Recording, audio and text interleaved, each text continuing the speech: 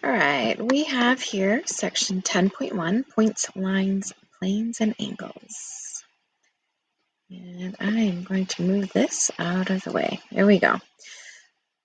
A few definitions, actually a lot of definitions, and we're going to work with angles a little bit, parallel lines, and transversals. All right, definitions.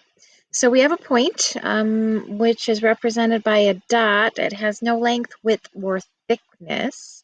So even though this looks like it has length and width, technically a point does not.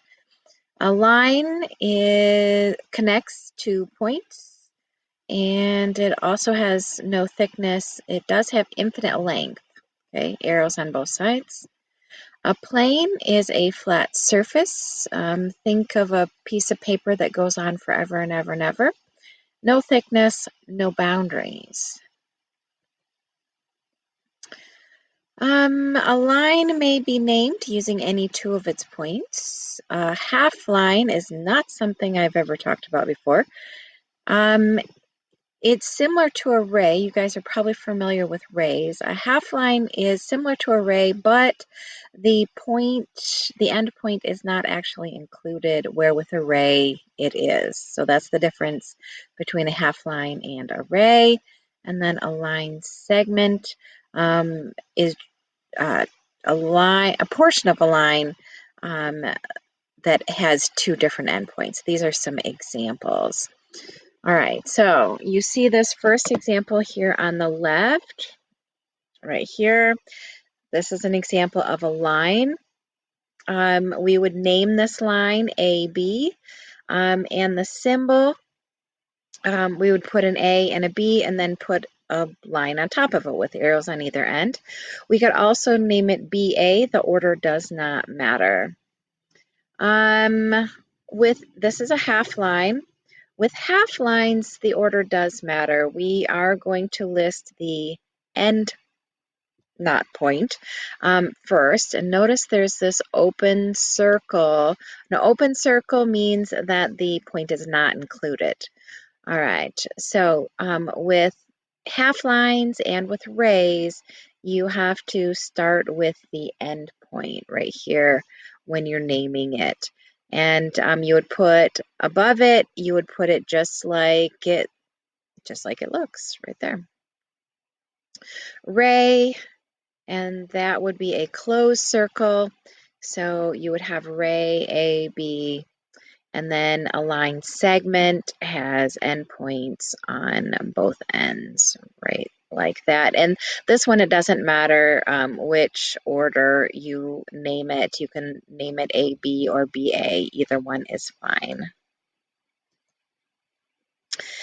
Angles. If we take two rays and put them together with their endpoint, that endpoint then is called a vertex. All right, so this is the end point of this ray and this ray right here. The rays are now called sides of the angle.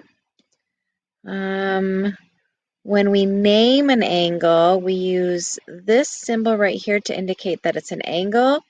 And then this particular angle, we can either name it, we have lots of choices for naming the angle. We could name it angle 1. We could name it angle B, so if you can name it with the vertex, or you can name it angle A, B, C. Getting kind of, I wonder if I can erase. There it is.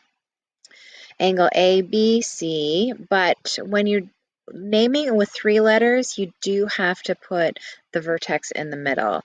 You can switch the order, but the vertex has to be in the middle when you name it. So we could do C, B, A, and that's perfectly fine. But we could not name it angle B, A, C, for example. That would not be allowed. All right. Angles are measured, the unit of measure that we use for angles is degree. And the symbol for a degree is that symbol right there. It's just a teeny tiny little open circle that we put at the top behind the number. And there are 360 degrees in a complete circle. So 1 degree would be 1/360th of a rotation. All right, example 1. We have a clock. The hour hand of a clock moves from 12 to 2 o'clock. So we're starting here and we're moving there in that direction. And we are trying to figure out how many degrees. Okay, so first thing we're going to do is figure out what portion of the circle, or of the clock, what portion of the numbers we've moved through. So going from 12 to 2 is 2 hours out of a 12-hour clock, which would simplify to 1/6 of the circle. Well, 1/6 of a 360-degree circle. Remember, the word of means multiply, so 1/6 times 360. And when we multiply that, remember, we can cancel before we multiply, which makes it a whole lot easier. 60 degrees.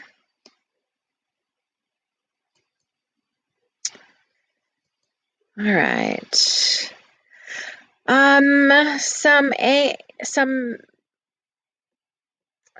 We name angles using different descriptive words.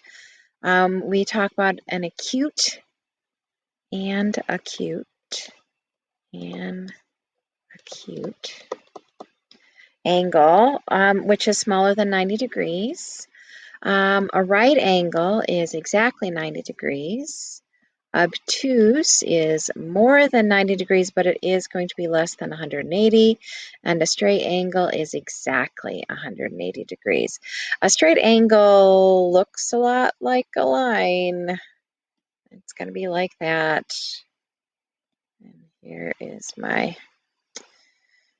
vertex. We use what's called a protractor to measure the degrees of an angle. The way we do that, protractors are set up a little bit differently. It just kind of depends on the protractor. However, most of them are close enough so that if I show you this one, you should be able to figure it out. So we take the angle and we place the center point of the protractor on the vertex. So the center point goes on the vertex, and the straight side of the protractor along one of the sides. It doesn't matter which side, along one of the sides of the angle, whichever is most convenient. And then we read the degree by reading where the other side of the angle intercepts the edge of the protractor. Now, most protractors have numbers going up to 180, and then they also have numbers coming down like this. So to figure out whether you're going to be using 50 degrees or 130 degrees, you're just going to determine whether it's an acute angle, in which case it's smaller, in which case you got to use the smaller number, or if it's an obtuse angle, in which case you would use the larger number. So complementary angles, two complementary angles are going to add up to 90 degrees. Complementary, they add up to 90 degrees. Okay, so I have a 90 degree angle, or right there. And so this is going to be one of my angles, and this one is going to be the other angle, like this. So we know that we're trying to figure out the complement of a 70-degree angle. So we're trying to figure out what the angle is right there. So we know the total angle is 90 degrees. You always take the total minus the angle that we know. In this particular case, the total is 90 degrees, and the angle we know is 70 degrees. So the complement then would be 20 degrees. This time we're going to talk about supplementary angles. Supplementary angles add up to 180 degrees. So similar idea. We have a 180-degree angle here, and here is my 110-degree angle, and I am trying to figure out what that angle is right there. Again, you always take the total minus the angle that we know. So 180 degrees minus the angle that we know. The supplement would be a 70-degree angle.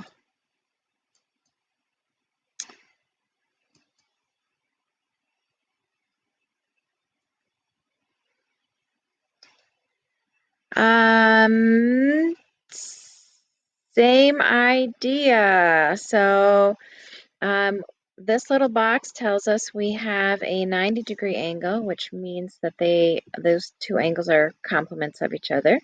When they're complements, we take the total and we subtract the angle that we know. In this case is 62, and we subtract it and get a 28-degree angle.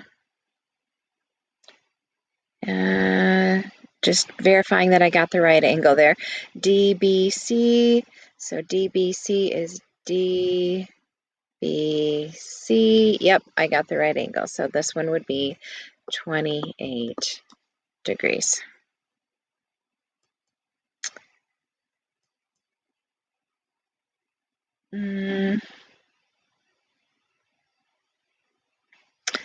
All right.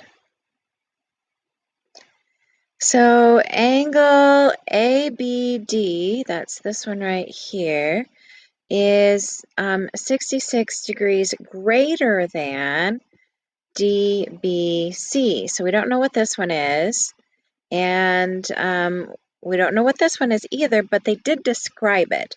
They said that this one right there, is 66 greater than the other. Whenever we're doing word problems, we always give X to the item that's not described. The one that's not described is always the one that gets X, and then the one that is described, we're going to write it in terms of X. In other words, this one would be 66 greater than my other angle. Okay. We know that we also know that they are supplementary right here. So if I were to add these two angles together, I would have to get 180 degrees. So we would solve this by combining like terms. My x and my x, I have one x over here and one x over here. I'm going to combine them. I have two x's.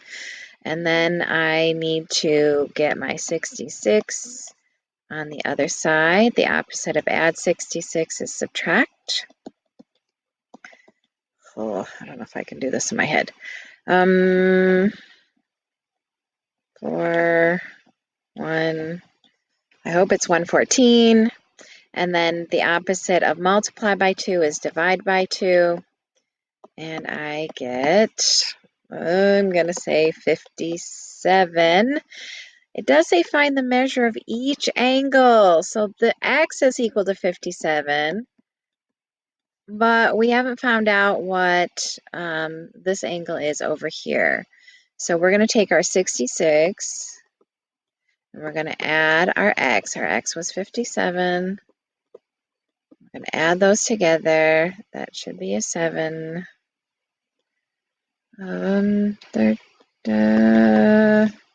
I'm going to have to double check my numbers. Let's see. Oh, there you go. All right, I am going to stop this video here and continue with a second video for the rest of it.